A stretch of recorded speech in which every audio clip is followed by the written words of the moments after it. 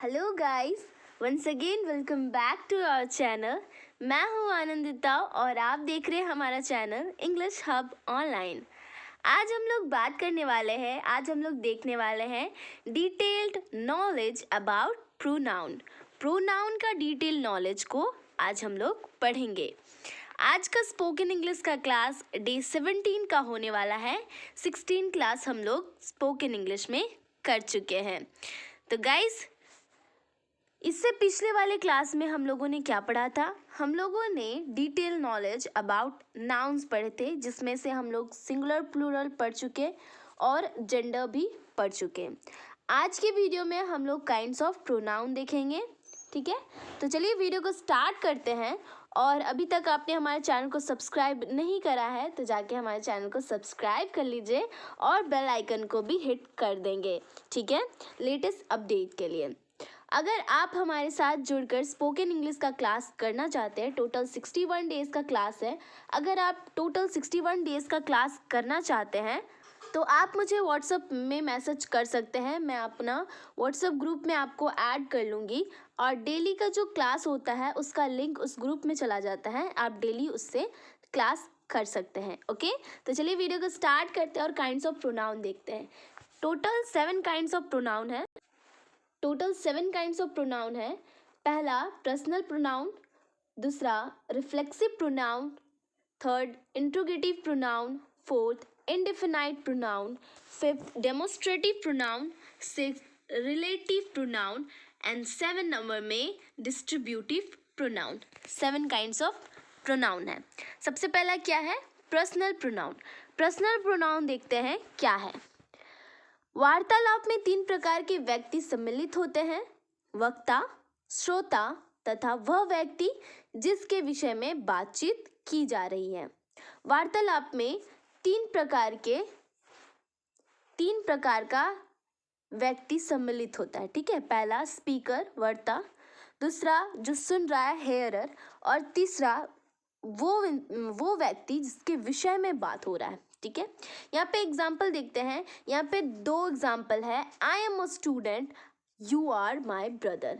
I am a student, यहाँ पे speaker अपने बारे में बात कर रहा है। ठीक है, जो स्पीकर होता है वो फर्स्ट पर्सन होता है। और जो हेयरर है वो सेकंड पर्सन है, और जिसके विषय में बात हो रहा है वो है थर्ड पर्सन। ओके, तो यहाँ पे आई एम अ स्टूडेंट, यहाँ पे फर्स्ट पर्सन अपने बारे में बात कर रहा है। यू आर माई ब्रदर, यानी कि स्पीकर हेयरर को बोल रहा है कि तुम मेरे ब्रदर हो। यहाँ पे सेकंड पर्सन का बात हो रहा है। और थर्ड पर्सन का बात, सी इज इल। यहाँ पे हम एक एग्जाम्पल ले लेंगे, सी इज इल। यहाँ पे जो स्पीकर है वो हेयरर से बोल रहा है सी इज इल, यानी कि थर्ड पर्सन का यहाँ पे बात हो रहा है। तो ये एग्जाम्पल है पर्सनल प्रोनाउन का। क्लियर है? चलिए नेक्स्ट चलते हैं रिफ्लेक्सिव प्रोनाउन में। रिफ्लेक्सिव प्रोनाउन क्या है? इन प्रोनाउंस का प्रयोग किसी व्यक्ति पर जोर देने के लिए किया जाता है। किसी व्यक्ति पर जोर देने के लिए रिफ्लेक्सिव प्रोनाउन का यूज किया जाता है। ठीक है, जैसे कि एग्जांपल ले लेते हैं, we shall clean our room ourself. We shall clean our room ourself. हमें खुद से अपना रूम क्लियर करना पड़ेगा, क्लीन करना पड़ेगा। You may go there yourself. यहाँ पे जहाँ पे भी सेल्फ लग जाए, your self, my self, our self, कहीं पे भी सेल्फ लग जाए तो ये समझ लीजिए रिफ्लेक्सिव प्रोनाउन का एग्जाम्पल कहलाएगा।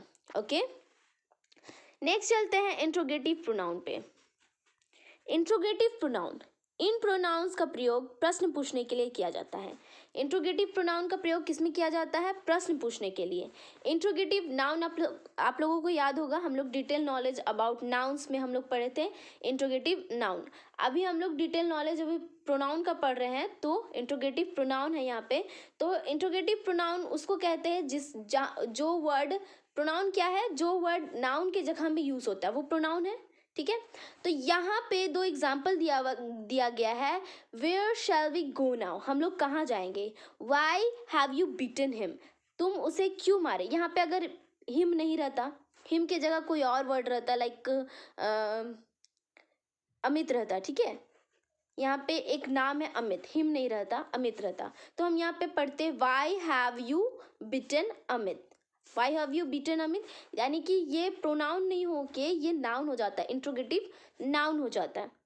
लेकिन यहाँ पे अमित नहीं है, कोई नाम नहीं यूज़ किए हैं, यहाँ पे अमित की जगह हिम यूज़ किए, एक ऐसा वर्ड जो कि प्रोनाउन कहलाता है, ऐसा वर्ड यूज़ किए हैं। तो ये जो वर्ड है, ये जो सेंटेंस है, ये प्रोनाउन, इंट्रोगेटिव प्रोनाउन कहलाएगा। ठीक है, जिस सेंटेंस में क्वेश्चन पूछा जाए वो इंट्रोगेटिव प्रोनाउन है। ओके, क्लियर है। नेक्स्ट 4th नंबर चलते हैं, इंडिफिनाइट प्रोनाउन। इंडिफिनाइट प्रोनाउन क्या होता है? इस प्रोनाउंस का प्रयोग किसी नाउन की ओर अनिश्चित रूप से संकेत करते समय किया जाता है। अनिश्चित रूप से संकेत करते समय किया जाता है। जैसे कि example, there is something wrong with him, someone has stolen my book.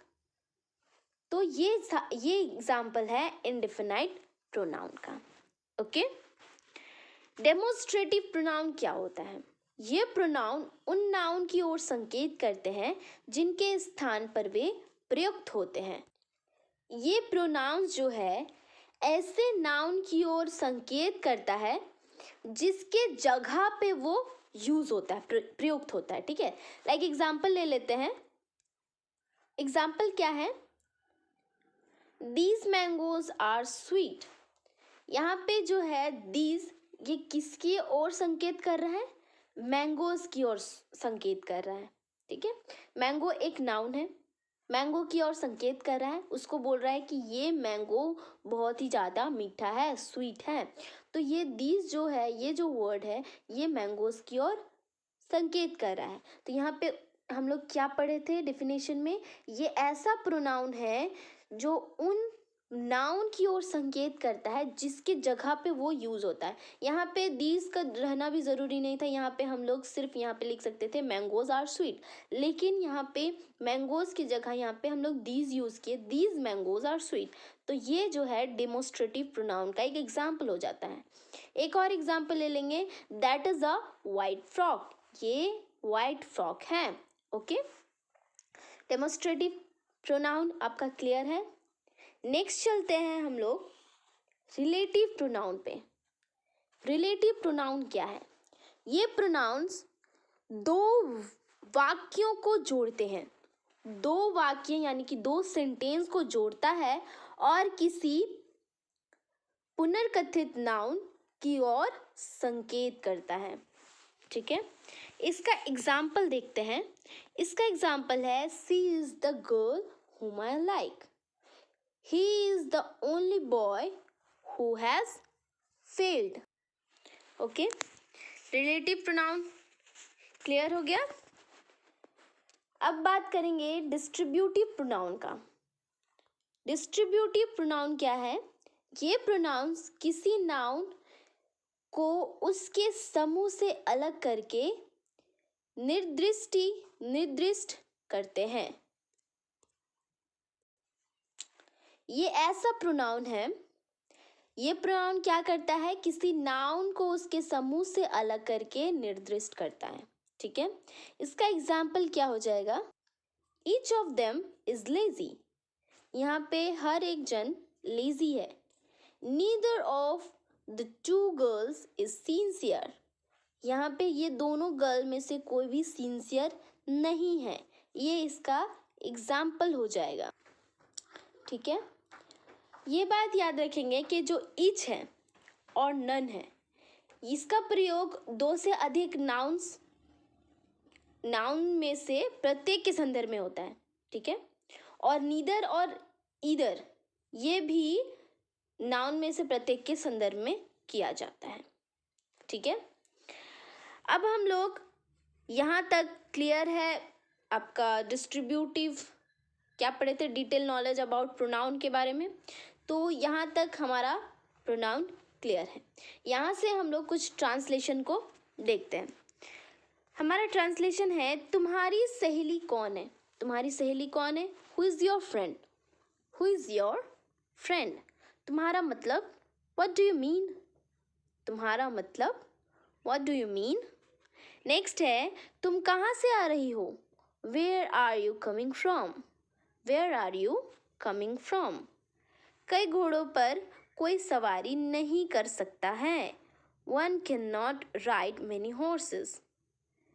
कई घोड़ों पर कोई सवारी नहीं कर सकता है। One cannot ride many horses. तुम किस बात से डर रही हो? What are you afraid of? What are you afraid of?